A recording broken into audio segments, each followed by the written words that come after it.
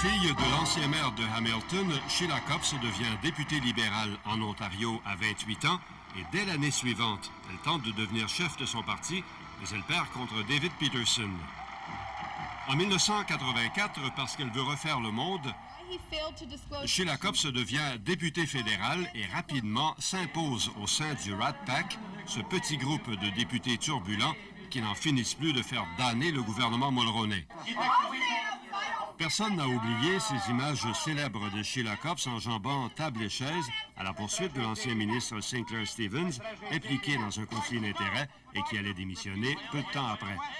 Just quieten down, baby. Et quand John Crosby lui lance en plein Parlement « Calme-toi, bébé », elle hurle son indignation. Mais l'épisode fait de Sheila Copps la coqueluche des féministes.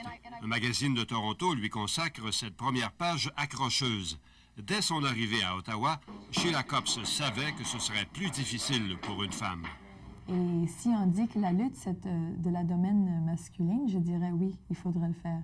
Nobody's Baby sera le titre de l'autobiographie de la petite fille de Hamilton. Pas diplomate pour 2 sous, toujours heureuse d'en découdre avec un adversaire politique, disant ce qu'elle pense sans réfléchir. La TPS est un bon exemple qui l'a forcée à démissionner.